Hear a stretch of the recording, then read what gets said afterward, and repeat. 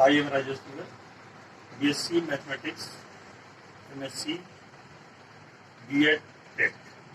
Today we read about linear equation in one variable. एक चर में रैखिक समीकरण जिसको कहते हैं linear equation in one variable Hindi में इसको कहते हैं एक चर में रैखिक समीकरण। अब हमारे पास ये समझने की जरूरत है कि एक चर में रैखिक समीकरण कहते किसे हैं। An equation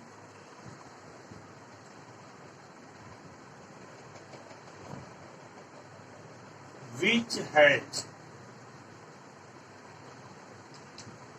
only one variable and power of variable is 1 called linear equation in one variable। linear equation in one variable इसको हम linear equation in one variable कहते हैं। ऐसा समीकरण जिसमें वेरिएबल माने चर राशि, एक होती है नॉन वेरिएबल राशियां और एक होती है वेरिएबल। तो जितने भी नंबर्स है 1 2 3 4 5 6 ये कांस्टेंट कहलाते हैं, नॉन वेरिएबल। क्योंकि इसको अगर हमने इस ब्लैक बोर्ड पे 1 लिख दिया तो कहीं का भी लड़का रहेगा तो इसको 1 ही पढ़ेगा। अगर 2 लिखा गया है तो कोई भी इसको 2 ही पढ़ेगा। अगर 3 लिखा गया है तो कोई भी इसको 3 ही पढ़ेगा। इसलिए ये वेरिएबल नहीं है, ये नॉन वेरिएबल कहलाएंगे। 1 2 3 4 डॉट ये नॉन वेरिएबल्स हैं। नॉन वेरिएबल्स और हमने अगर लिख दिया x, y, a, b, etc. ये वेरिएबल्स हैं। वेरिएबल्स क्लास में अगर लिख के पूछा गया बच्चे स्टूडेंट्स ये हमको बताएं कि ये क्या लिखा है, तो बच्चे पढ़ेंगे x। मैं कहूँगा x की वैल्यू क्या ली जा सकती है, तो हर लड़का अलग अलग वेरी करेगा उसका क्वेश्चन का आंसर। कोई लड़का कहेगा नहीं सर x बराबर 1 होगा, कोई कहेगा 2, कोई 3, कोई 4 5 6 7 8। इस तरह अगर क्लास में अगर 40 स्टूडेंट्स है तो they are answers 40 types.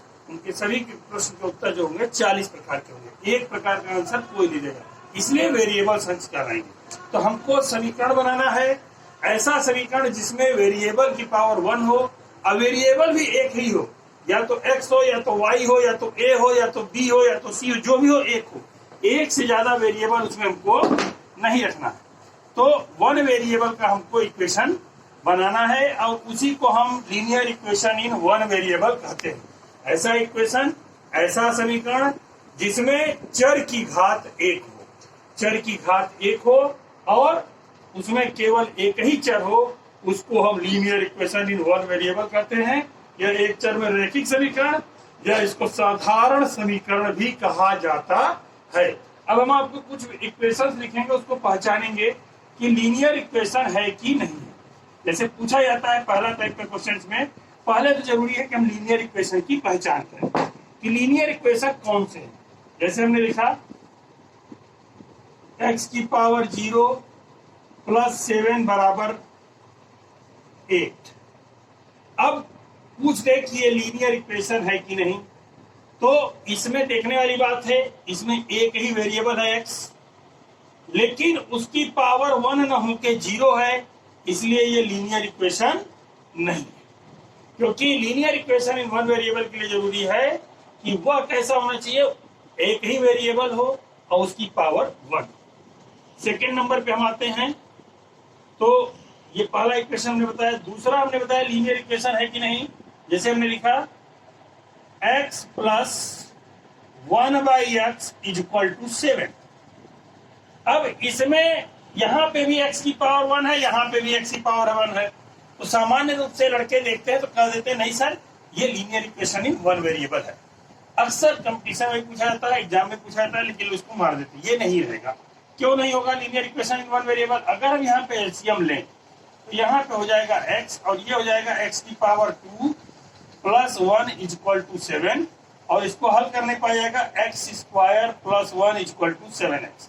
That is not a linear equation in one variable because the greatest power of variable is 2। Greatest power इसमें क्या है? 2 है, इसलिए linear equation in one variable नहीं है। क्या है?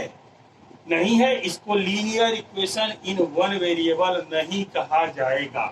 तीसरा नंबर एक टिपिकल एग्जाम में पूछा जाता है कि अंडर रूट एक्स 7x बराबर 1 अपॉन अंडर रूट एक्स।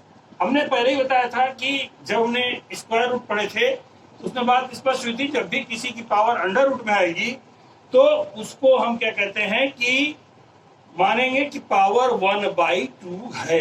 क्या है? 1/2 है। तो अगर इसको सॉल्व करते हैं तो 7 cross x to the power 1/2 equal to 1 upon x to the power 1/2। This equal to, अगर हम इसका क्रॉस मल्टीप्लीकेशन करें तो यहाँ पे क्या आएगा? ये हो जाएगा 7x की पावर 1/2 मल्टीप्लाइड बाई x की पावर 1/2।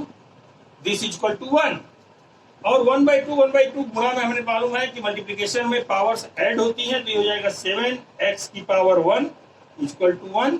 तो यहाँ पे ये क्या बन जा रहा है? Linear equation in one variable हो जा रहा है। तो इस तरह का इक्वेशन क्या होगा? Linear equation in one variable हो जाएगा।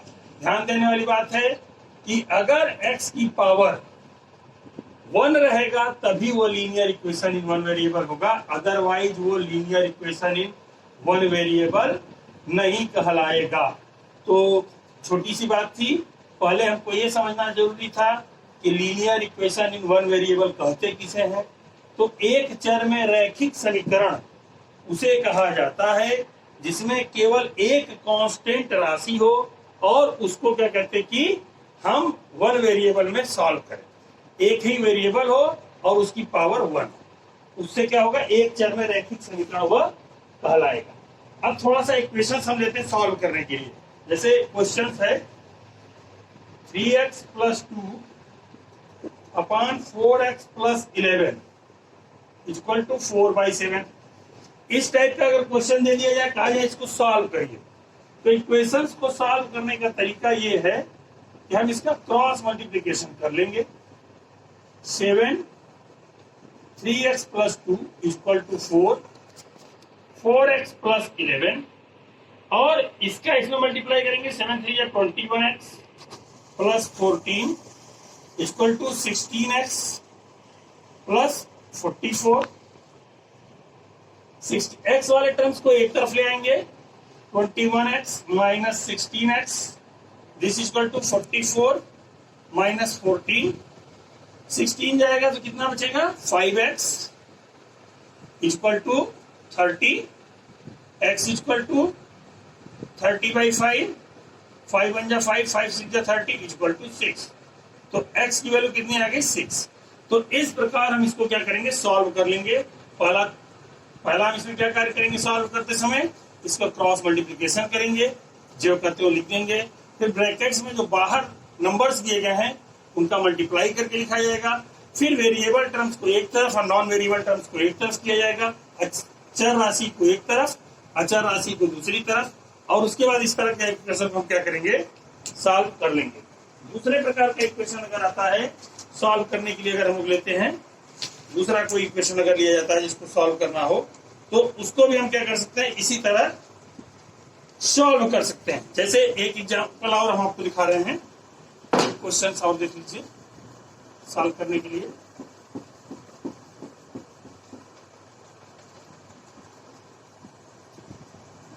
Seventy 2 minus X 5x plus 12 upon 1 minus 7x equal to 8। अगर इसको सॉल्व करना हुआ तो सेम प्रोसेस फिर अपनाएंगे हम। इसको 8/1 लिखेंगे और क्रॉस मल्टीप्लिकेशन कर देंगे। तो ये हो जाएगा 17 2 minus x minus 5 x plus 12 bracket बंद multiplied by 1 this is equal to 8 multiplied by 1 minus 7x।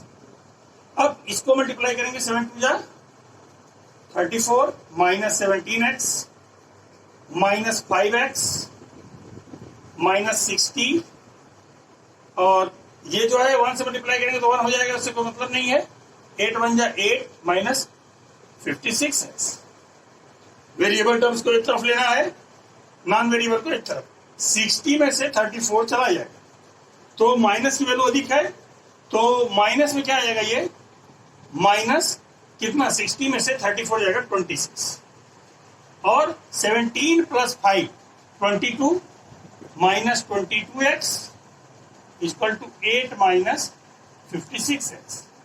और इधर हम इसको 56x को इधर लाएंगे तो ये पॉजिटिव हो जाएगा 56x minus 22x this equal to 8 plus 26 में जोड़ेंगे 34 और यहाँ पे 22 इसमें से माइनस कर देंगे। 22 माइनस करेंगे तो 6 में से 2 गया 4 और 5 में से 2 गया 3 34x इक्वल टू 34।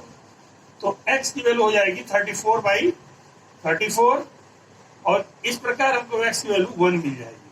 तो इस तरह से क्या कर सकते हैं, linear equation in one variable को सॉल्व कर सकते हैं। बस ये ध्यान रखना है, पहचान क्या बताए हैं कि linear equation in one variable में x की पावर 1 होगी और चर राशि भी एक होगी, वेरिएबल राशि भी एक होगी, वेरिएबल एक होगा और उसकी पावर भी 1 होगी। उसको linear equation in one variable कहेंगे। अगर आपको हमारी बातें पसंद आई हो तो इसको लाइक, सब्सक्राइब और शेयर करिए। धन्यवाद।